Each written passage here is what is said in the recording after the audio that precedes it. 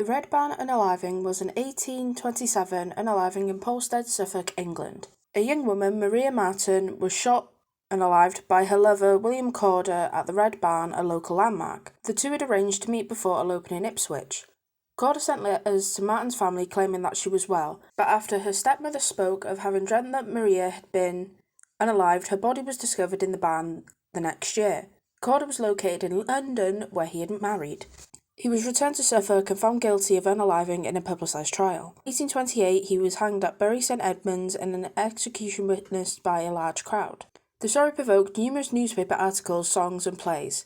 The village where the crime had taken place became a tourist attraction and the barn was stripped by souvenir hunters. Plays, ballads and songs about the unaliving remained popular throughout the next century and continue to be performed today. Maria Martin, born on the 24th of July 1801, was the daughter of Thomas Martin, a mole catcher from Polstead, Suffolk. In March 1826, when she was aged 24, Martin formed a relationship with 22-year-old William Corder. Martin was said to be an attractive woman and relationships with men in the neighbourhood had already resulted in 2 children. One child, belonging to Corder's older brother Thomas, passed away as an infant, but the other, Thomas Henry, was still alive at the time Corder met Martin. Thomas Henry's father, Peter Matthews, did not marry Martin but regularly sent money to provide for the child. Corder, born in 1803, was the son of a local farmer and had a reputation as something of a fraudster and a ladies' man. He was known as Foxy at school because of his sly manner. Corder once fraudulently sold his father's pigs, although his father had settled the matter without involving the law, but Corder had not changed his behaviour. He later obtained money by passing a forged cheque of £93 and helped a local thief, Samuel Beauty Smith, steal a pig from a neighbouring village. When Smith was questioned by local constable over the theft, he made a prospheric statement concerning Corder: "I'll be damned if he will not be hung one of these days." Corder had been sent to London in disgrace after his fraudulent sale of the pigs, but he was recalled to Polstead after his brother Thomas drowned attempting to cross a frozen pond. Corder's father and 3 brothers all died within 18 months of each other, and only he remained to run the farm with his mother. Corder wished to keep his relationship with Martin a secret, but she gave birth to their child in 1827 at the age of 25, and was apparently keen that she and Corder should marry. The child died. Later reports suggested that she may have been murdered, but Corder apparently still intended to marry Martin. That summer, in the presence of Martin's stepmother Anne, Corder suggested that she meet him at the Red Barn, from where he proposed that they elope to Ipswich.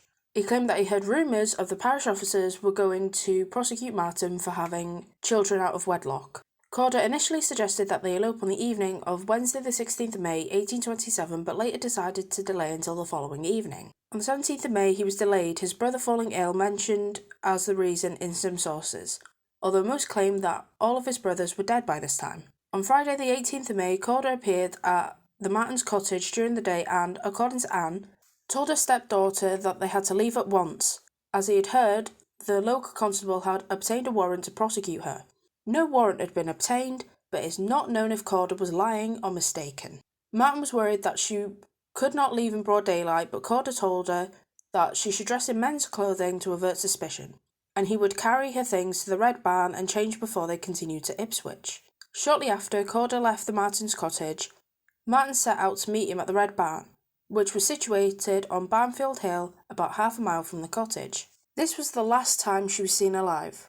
Corder, who disappeared but later turned up and claimed that Martin was in Ipswich or some other place nearby, and that he could not yet bring her back as his wife for fear of provoking the anger of his friends and relatives. Pressure on Corder to produce his wife eventually forced him to leave the area. He wrote letters to Martin's family claiming that they were married and living on the Isle of Wight.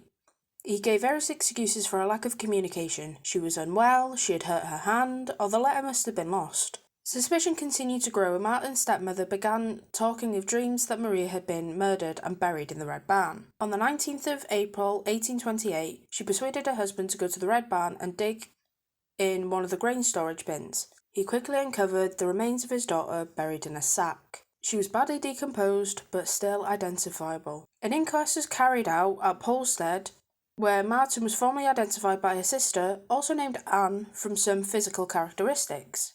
Her hair and some clothing were recognisable, and she was known to be missing a tooth, which was also absent from the jawbone of the corpse. Evidence was uncovered to implicate Corder in the crime. His green handkerchief were discovered around the body's neck. Corder was easily discovered, as Ayers, the constable in Polstead, was able to obtain his old address from a friend. Ayers was assisted by James Lee, an officer of the London police who later led the investigation into Spring Heel Jack. They tracked Corder to Everley Grove House, a boarding house for ladies in Brentford. He was running the boarding house with his new wife, Mary Moore, whom he had met through a Lonely Hearts advertisement which he had placed in the Times, which had received more than 100 replies. Judith Flanders states in a 2011 book that Corder had also placed advertisements in the Morning Herald and the Sunday Times. He received more than 40 replies from the Morning Herald and 53 from the Sunday Times that were never picked up. These letters were subsequently published by George Foster in 1828. Lee managed to gain entry under the pretext that he wished to board his daughter there, and he surprised Corder in the parlour. Thomas Hardy noted the Dorset County Chronicle's report of his capture. In parlour with 4 ladies at breakfast, in dressing gown, and had a watch before him by which he was minuting the boiling of some eggs. Lee took Corder to one side and informed him of the charges, but he denied all knowledge of both Martin and the crime. A search of the house uncovered a pair of pistols supposedly bought on the day of the murder, some letters from a Mr. Gardner, which may have contained warnings about the discovery of the crime, and a passport from the French ambassador, evidence which suggests that Corder may have been preparing to flee. Corder was taken back to Suffolk, where he was tried at Shire Hall, Bury St Edmunds. The trial started on the 7th of August 1828. Having been put back several days because of the interest which the case had generated. The hotels in Bury St Edmunds began to fill up from as early as the 21st of July, and admittance to the court was by ticket only because of the large numbers who wanted to view the trial. Despite this, the judge and court officials still had to push their way bodily through the crowds which had gathered around the door. The judge was the Chief Baron of Exchequer, William Alexander, who was unhappy with the coverage given to the case by the press, to manifest detriment of the prisoner at the bar. The Times, nevertheless, congratulated the public on showing good sense in aligning themselves against Corder, who entered a plea of not guilty. Martin's exact cause of death could not be established. It was thought that a sharp instrument had been plunged into her eye socket, possibly Corder's short sword, but this wound could have been caused by her father's spade when he was exhuming the body. Strangulation could not be ruled out, as Corder's handkerchief had been discovered around her neck. To add to the confusion, the wounds on her body suggested that she had been shot. The indictment charged Corder with murdering Maria Martin by feloniously and willfully shooting her with a pistol through the body, and likewise stabbing her with a dagger. To avoid any chance of mistrial, Corder was indicted on 9 charges, including one of forgery. Martin's stepmother was called to give evidence of the events of the day of Maria's disappearance and her later dreams. Thomas Martin then told the court how he had dug up his daughter, and Maria's 10-year-old brother George revealed that he had seen Corder with a loaded pistol before the alleged murder and had later seen him walking from the barn with a pickaxe. Lee gave evidence concerning Corder's arrest and the objects found during the search of his house. The prosecution suggested that Corder had never wanted to marry Maria Martin, but that her knowledge of some of his criminal dealings had given her a hold over him, and that his theft of the money sent by her child's father had been a source of tension between them. Corder then gave his own version of events. He admitted to being in the barn with Martin, but said that he had left after they argued. He claimed that he heard a pistol shot while he was walking away and that he ran back to the barn to find her dead with one of his pistols beside her. Corder pleaded with the jury to give him the benefit of the doubt. After they retired, it took them only 35 minutes to return with a guilty verdict. Baron Alexander sentenced Corder to hang and afterwards be dissected.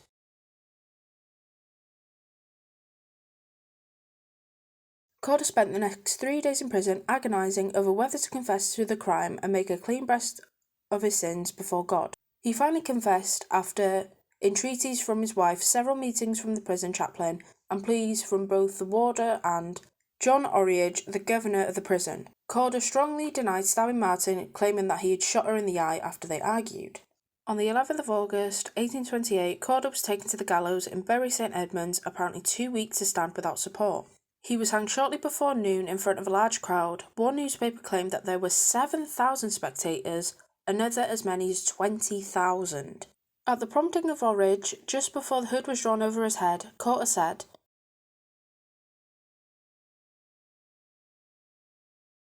Corder's body was cut down after an hour by the hangman, John Foxton, who claimed his trousers and stockings according to his rights. The body was taken back to the courtroom at Shire Hall, where it was slit open along the abdomen to expose the muscles. The crowds were allowed to file past until 6 o'clock, where the doors were shut.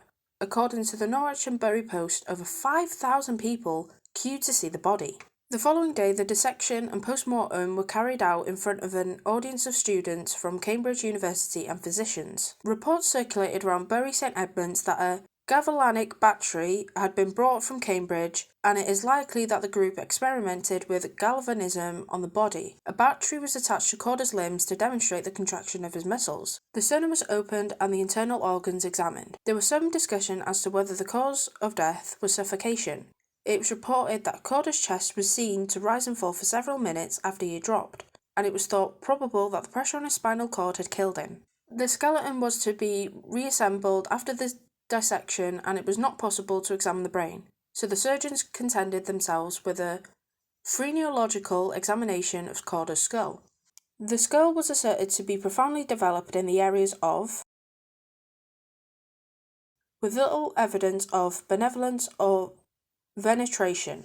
The bust of Corder, held by Moysey's Hall Museum in Bury St Edmunds, is an original made by Child of Bungay as a tool for the study of Corder's phrenology. Several copies of Corder's death mask were made, and replicas were held at Moysey's Hall Museum and in the dungeons of Norwich Castle. His widow advertised for sale the glasses he purportedly wore at the time of the trial and a snuff box with Martin's likeness. Artefacts from the trial, some of which were in Corder's possession, were also held at the museum. Corder's skin was tanned by surgeon George Creed and used to bind an account of the murder. This is also on display at Moysey's Hall Museum. Corder's skeleton was reassembled, exhibited, and used as a teaching aid in the West Suffolk Hospital. The skeleton was put on display in the Hunterian Museum in the Royal College of Surgeons of England, where it hung beside that of Jonathan Wild. In 2004, Corder's bones were removed and cremated. After the trial, doubts were raised about both the story of Anne Martin's dreams and the fate of Corder and Maria Martin's child. Anne was only a year older than Maria, and it was suggested that she and Corder had been having an affair, and that the two had planned the murder to dispose of Maria so that it could continue without hindrance. Anne's dreams had started only a few days after Corder married Moore, and it was suggested that jealousy was the motive for revealing the body's resting place, and that the dreams were a simple subterfuge. Further rumours circulated about the death of Corder and Martin's child.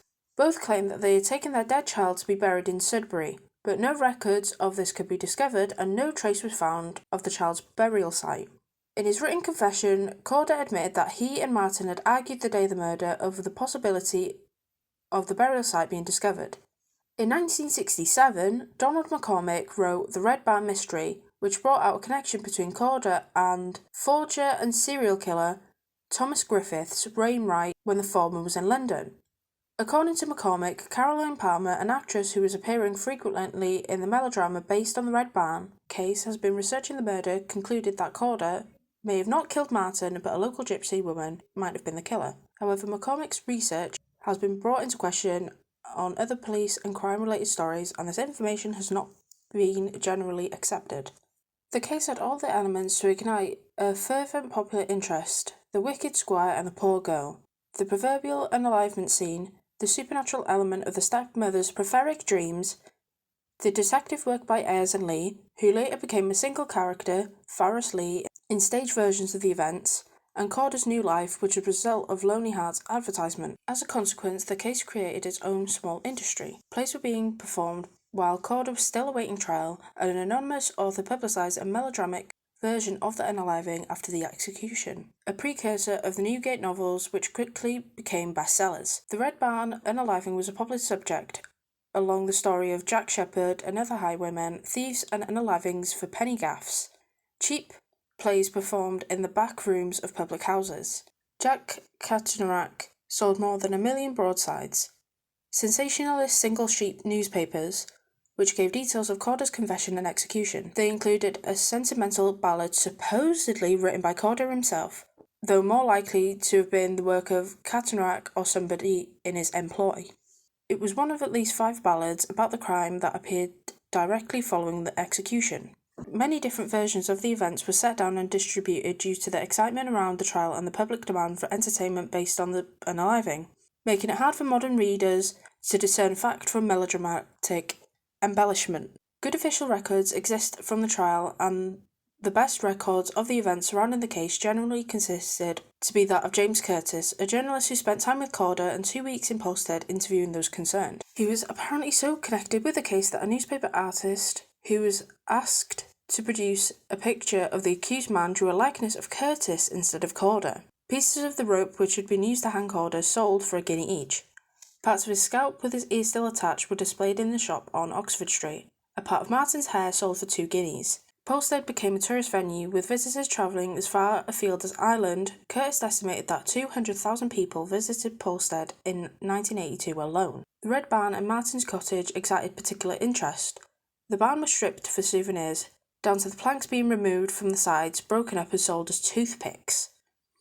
It was slated and demolished after the trial, but left standing and eventually burned down in 1842. Even Martin's gravestone in the chard of St Mary's Polstead was eventually chipped away to nothing by souvenir hunters. Only a sign on the shed now marks the approximate place where it stood, although her name is given to Martin's Lane in the village. Pottery models and sketches were sold, and songs were composed, including one quoted in the Vaughan Williams opera Hugh the Drover, and 5 variants of Dives and Lazarus. Corder's skeleton was put on display in a glass case in West Suffolk Hospital, and apparently was rigged with a mechanism that made it point to the collection box when approached. Eventually the skull was removed by Dr. John Kilner, who wanted to add it to his extensive collection of Red Barn memorabilia. After a series of unfortunate events, Kilner became convinced that the skull was cursed and handed it on to a friend named Hopkins. Further disasters plagued both men, and they finally paid for the skull to be given to a Christian burial in an attempt to lift the supposed curse. Interest in the case did not quickly fade. The play, Maria Martin, or The Unaliving in the Red Barn, existed in various anonymous versions. It was a sensational hit throughout the mid-19th century and may have been the most performed play of all time. Victorian playground peep shows were forced to add extra apertures to their viewers when exhibiting their shows of The Unaliving. The plays of the Victorian era tended to portray Corder as a cold-blooded monster and Martin as the innocent whom he had preyed upon. Her reputation and her children by other fathers were airbrushed out, and Corder was made into an older man. Charles Dickens published an account of The Unaliving in his magazine All the Year Round after initially rejecting it because he felt that the story to be too well known and the account of the stepmother's dreams rather far-fetched.